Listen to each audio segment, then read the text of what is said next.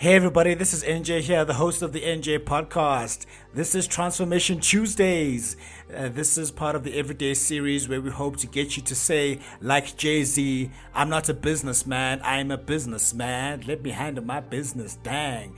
And today's episode, I want to talk about the Hedgehog principle, which will be part of a discussion on how as individuals and how businesses, as part of building a legacy, can avoid declining into obscurity. This is based on a book called from Jim Collins. He's an absolutely fantastic author and business scholar, one of the best out there. Check out his books. He wrote Good to Great and how he wrote a book called Good to Great and How the Mighty Fall, and How the Mighty Fall assisted in this episode that we are going to be sharing here today. Jim Collins said, I've come to see institutional decline like a staged disease. Harder to detect, but easier to cure in the earlier stages. Easier to detect, but harder to cure in the later stages. Now, Blockbuster Video was founded in 1985 and was a most iconic brand. At its zenith in 2004, it employed 84,300 people worldwide in 9,049 stores. At this all-time high, it made very poor decisions. In 2000, Netflix approached Blockbuster with an offer to sell for $50 million. The CEO of Blockbuster declined because it was a very small business niche and Netflix was hemorrhaging money at the time. In 2010, Blockbuster filed for bankruptcy. As of some of the reports in 17 July 2019, back then Netflix had 151 million paid subscribers worldwide, 158 million if you include free trials, with revenue upwards of $15 billion. Now, Blockbuster is one of those companies that has fallen from grace. It could have avoided decline and could have been cut a deal with Netflix and remained relevant. Blockbuster is many of the companies that have once dominated but then fell because they did not avoid decline. And decline happens in 5 stages, and the Hedgehog principle will help you to be able to overcome this. So the first stage of a decline is hubris born of success. Hubris born of success, this is the point where you become arrogant. You start buying into your own PR because you're doing well. So this happens when a mighty organization becomes inundated with its own success and it's moving fast towards greater heights. This success, even if there are poor choices being made, leads to people becoming self-righteous and arrogant. Nothing and nobody can touch me. That's the spirit you operate in. Success is given as automatic because of who they are. The result is a loss of focus on core activities and values that led them to be successful in the first place. When the thinking that we are successful no matter what replaces let's not forget what made us successful happens, then decline is inevitable. The scripture says, pride comes before a fall. It is this pride that overlooks all factors, including luck, that played a major part of the success. The failure for true introspection leads to the Dunning-Kruger effect, where people overestimate how good they are and then fall to arrogance. This will lead to the organizations blindly thinking it can expand aggressively without any consequences. Then you move to the second stage of decline, which is undisciplined pursuit for more, when you overreach. This is the stage where the arrogant organization believes that it can now overreach, grow, and expand to more areas. The company starts losing the focus on being regimented and ordered that got them to a place of being mighty. This leads to undisciplined projects, initiatives, and acquisitions in places where it can't grow faster and remain excellent. When the organization starts flying too close to the sun, it sets itself up to fail. Post this stage, the company will start becoming ignorant of what could go wrong with its operations. Then we move to the third stage of decline, which is the denial of risk and peril, which is ignorance. The denial of risk and peril, which is ignorance. This is a stage where the internal problems start becoming self-evident, but the external results are still strong enough to nullify those internal results. They are discarded as temporary, a normal trend, nothing to be alarmed about, and not that alarming. In this stage, the negative results are muted and the positive results are amplified. The unclear information is given a positive spin. The heads of the organization start pinning blame on macro factors instead of owning their internal failures. Facing facts and being neutral in approach is no longer focus, and the high performance mindset that facts don't care about your feelings and the truth will set us free begin to disappear. At this stage, those in power may start taking bold actions that further endanger the company. The consequences are overlooked and denied, and the organization will be headed to a state of desperation. Then you move to the fourth stage of decline, which is grasping for salvation.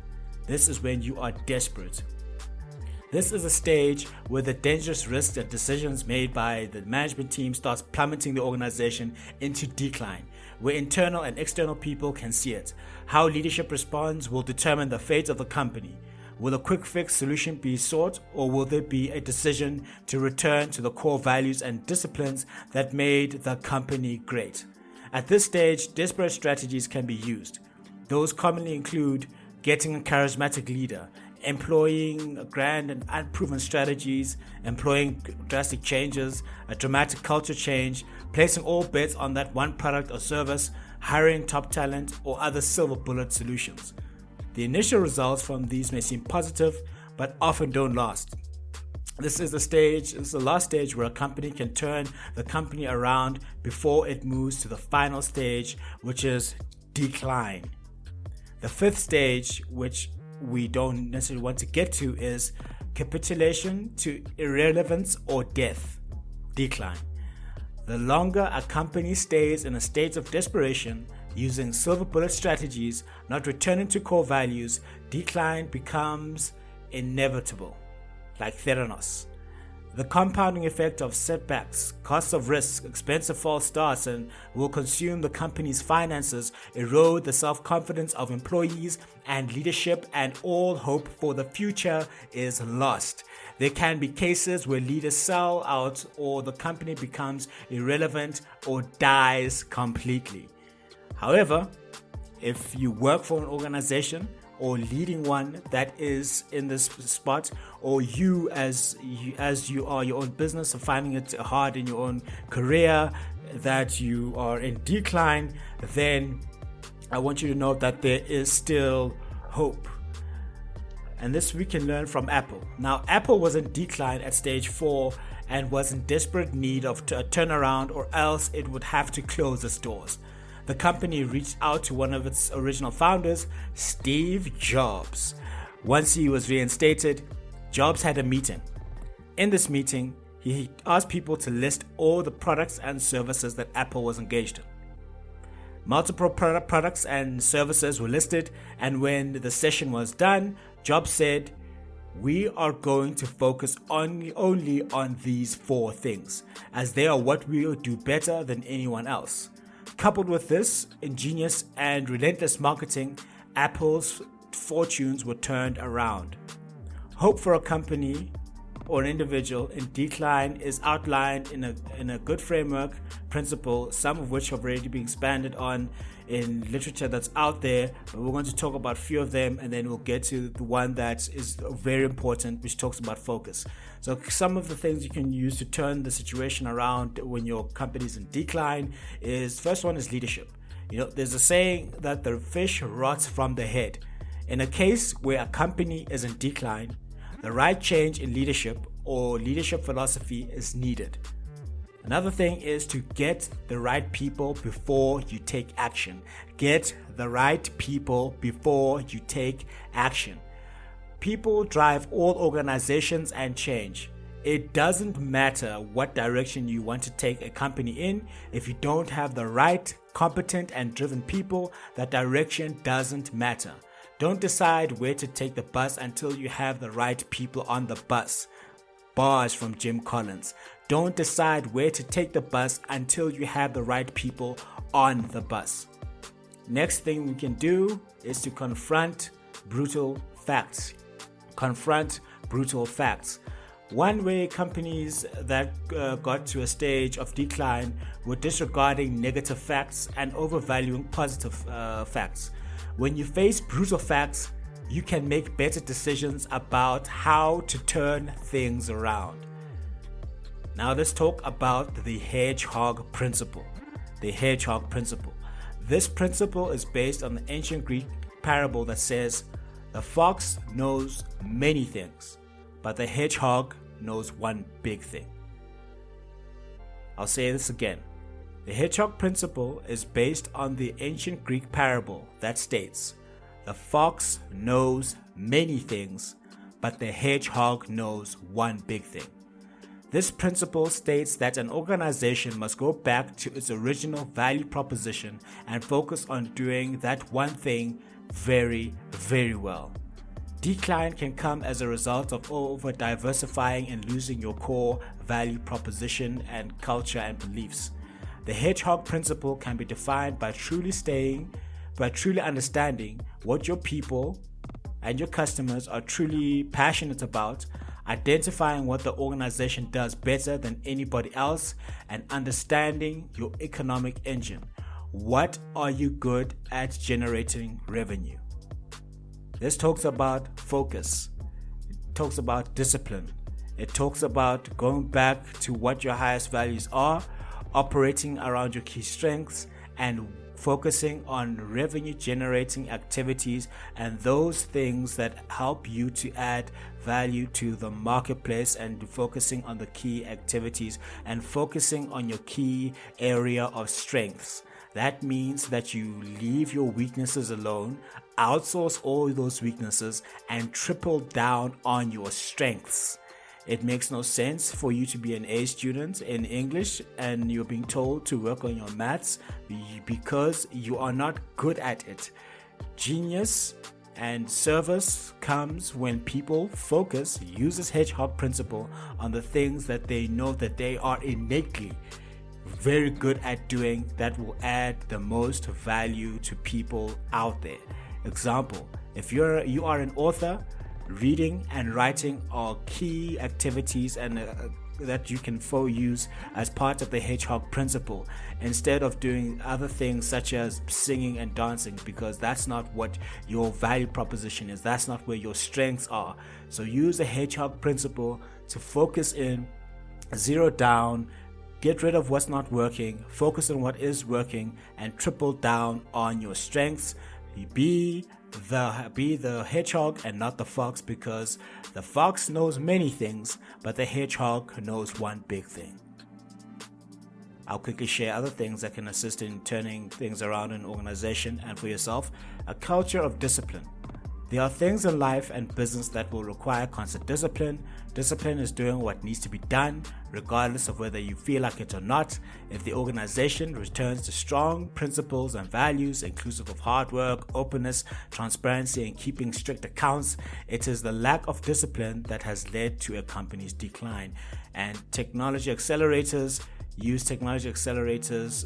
This is where a team in an organization has an idea for a company or program. You provide funding for equity to use the product to benefit the company. There are many companies like Slack who have used this to benefit them. So here is what we can expect from being able to avoid decline. To build a legacy business, you must be able to keep on growing, and that can only happen when you avoid decline. Building a legacy as an individual, building a legacy as a business, building an organization as an organization or a team requires for you to avoid decline. Don't be arrogant. No company is exempt from decline. Nobody and no one and nothing is exempt from decline. Ask Lehman Brothers, ask Nokia, ask Kodak, Blockbuster, and BlackBerry. You need to be constantly vigilant, as it is hard to detect in the beginning and easier to cure, and easier to detect at the end but harder to cure. Decline occurs in stages of arrogance, overreaching, ignorance, desperation, and then death. There is a way to reverse decline, and the most important one for me, as I've mentioned, is the hedgehog principle. Triple down on your strengths. Focus on the key value activities. Don't overreach in going into areas that are not working. do with the things that got you to where they got to, and only once you have zeroed in on them can you start expanding. But don't forget what got you to where you got, where you need to be, unless it is absolutely necessary to do so. And Jim Collins said, the greatest danger comes not from ignoring clear and unassailable facts, but in misinterpreting ambiguous data in situations when you face severe or catastrophic consequences if the ambiguity resolves itself in a way that's not in your favor. That is from Jim Collins.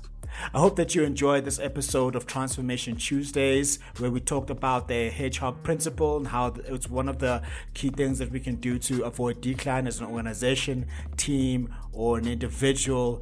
I hope that you enjoyed this episode. If you liked, please like, share, comment, and subscribe. If you are interested in any books and merchandise, please head over to the website and choose for you. I hope that today you choose to use this Hedgehog principle to avoid falling.